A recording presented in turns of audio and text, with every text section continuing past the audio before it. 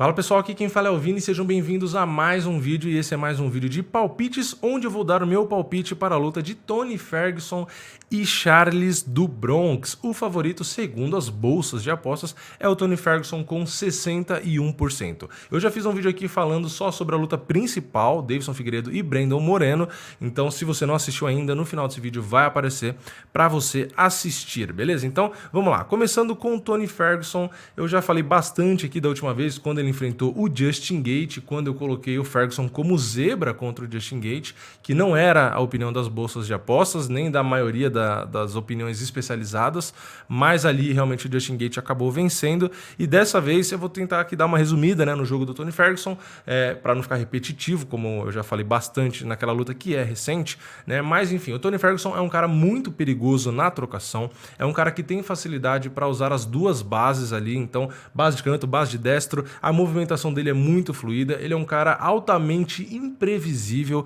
ele pode, tanto na trocação quanto na luta agarrada, quanto nas tentativas de queda, fazer coisas pouco comuns, né? Então realmente ele faz coisas ali que é difícil você prever, então isso também acaba deixando o jogo dele ainda mais perigoso.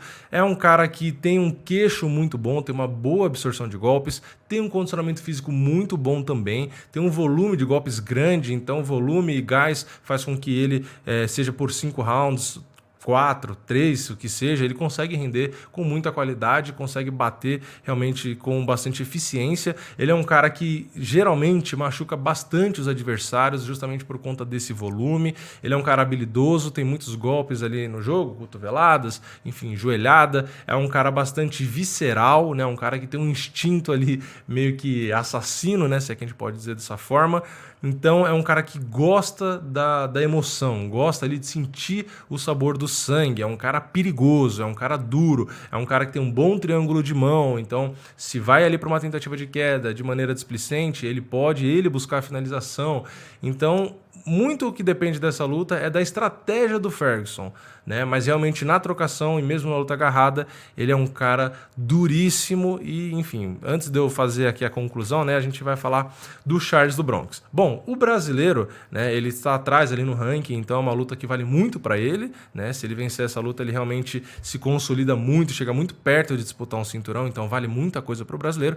Mas, enfim, falando do jogo, né, o brasileiro está muito bem na trocação, melhorou demais, tem bons chutes baixos, chutes frontais, chutes rodados, enfim, ele realmente está com repertório, com arsenal grande na trocação, boas joelhadas, também está dando joelhada com velocidade, com potência, a precisão nem sempre é a ideal, mas realmente é um golpe mais difícil de se conectar, mas realmente mostra que o leque dele ali na trocação aumentou demais, né? Bom, fora isso, indo ali para a finalização, né, para a luta agarrada em si, realmente é o maior destaque do brasileiro, não é à toa que ele tem um recorde de finalizações, então o arsenal dele ali na luta agarrada, por cima ou por baixo, é algo de destaque, ele é excelente nisso, um dos melhores no MMA, então realmente é o caminho, eu acho que é a melhor opção, né? É realmente, enfim, levar para baixo e tentar usar ali o jogo da finalização, né? Ele caminha para frente constantemente, isso também é um ponto positivo, né? Ele acaba fazendo com que o adversário se preocupe, porque o adversário não sabe se o Charles vai golpear ou vai levar para baixo, então isso atrapalha o adversário na hora de se defender dos golpes, então o Charles pode usar aquela manha, né, de às vezes fintar a entrada de queda, enfim, como ele é um cara muito bom na finalização, o adversário sempre fica meio travado, então essa movimentação para cima faz ainda com que o adversário se acue e fique ali mais perdido, né? É um ponto muito legal do jogo dele, só que no caso do Ferguson, como eu disse, ele movimenta muito bem, né? Então ele movimenta bem e troca de base, então é aquela coisa, vai ser meio que um duelo ali provavelmente de movimentação, um cara tentando encurtar, no caso do Charles, enquanto o Ferguson vai ali tentando golpear de longe e girando, fazendo a sua movimentação, enfim, então é algo que também exige condicionamento físico dos dois, então é algo que chama bastante atenção. Bom, já agora indo para os lados não tão positivos do jogo do Charles, às vezes ele busca as quedas, mas ele acaba caindo por baixo, e isso no MMA não é muito bom. Você cair por baixo, por mais que você seja o Charles do Bronx, não é sempre uma boa ideia, porque você pode acabar sendo golpeado ali, pode acabar perdendo uma luta. Então, mesmo ele tendo várias possibilidades para finalizar, não é o ideal você cair por baixo. O ideal é você aplicar queda e cair por cima. Então, realmente é um ponto ali, entre aspas, perigoso, né? Às vezes por conta disso de cair por baixo, o Charles acaba meio que aceitando o ground and pound, né? É meio estranho falar isso, mas ele, claro, busca as finalizações por baixo, mas em mais de uma luta ele acabou recebendo alguns golpes ali no ground and pound e meio que esses golpes fizeram com que ele parasse de buscar finalização. Então ele fica meio que passivo ali tomando alguns golpes e meio que parece que começa a se perder quando começa a apanhar um pouco no ground and pound. Então isso é perigoso, ele não pode ter essa parada, ainda mais com um cara como o Ferguson nesse cenário por cima e golpeando ele, né? Bom, outro ponto que também não é muito positivo é que o Charles do Bronx, ele aceita muitos golpes, às vezes a guarda dele é um pouco vazada, isso é preocupante, ainda mais com o volume do Ferguson e a forma como ele machuca os adversários.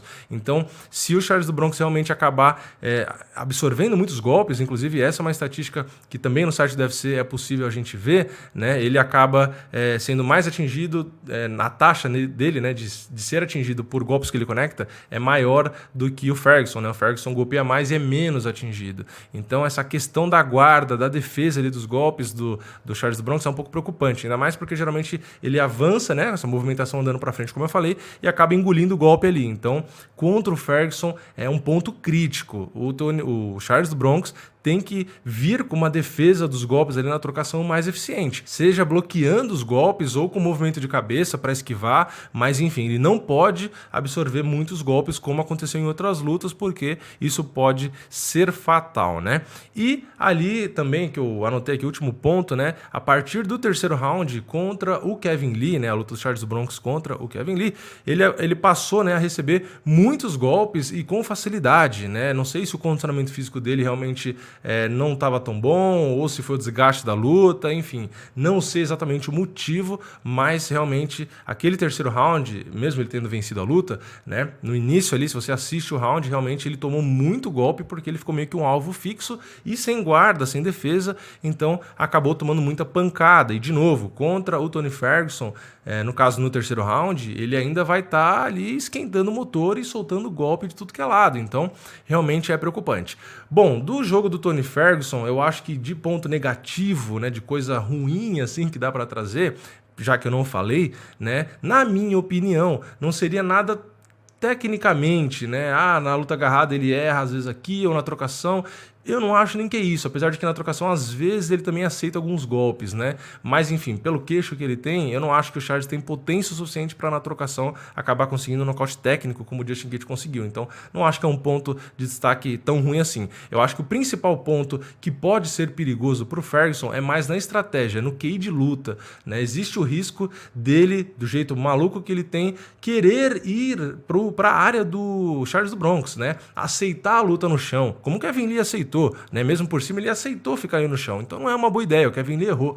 E o Tony Ferguson pode errar no mesmo caminho. Ele pode, às vezes, por ter essa personalidade maluca, aceitar ficar no chão, mesmo que por cima, e não é uma boa ideia. Ele é bom, porém é arriscado. Então eu acho que o principal ponto onde o Tony Ferguson pode perder essa luta é acabar aceitando a luta agarrada. Seja ele por cima, que seria uma vantagem, na minha opinião, não é um bom caminho. Se o Charles Bronx cair no chão, o ideal, na minha opinião, é o Tony Ferguson esperar ele levantar e continuar trocando. Se o Ferguson ir para a luta agarrada, seja por cima, por baixo, o que for, né, não é, mesmo ali clinchado, também não é uma boa opção. Então, o ideal, né, e o caminho, né, até para o Charles do Bronx seria esse, né, realmente grudar e buscar ali as transições, as quedas e etc. Então, eu acho que o único jeito do Ferguson perder essa luta é assim, é aceitando a luta agarrada, é dando essa bobeira. Por isso que eu acho que o Tony Ferguson realmente é favorito, é o único caminho onde o Charles do Bronx pode vencer essa luta, na minha opinião. É claro que ele pode nocautear, a luta é luta,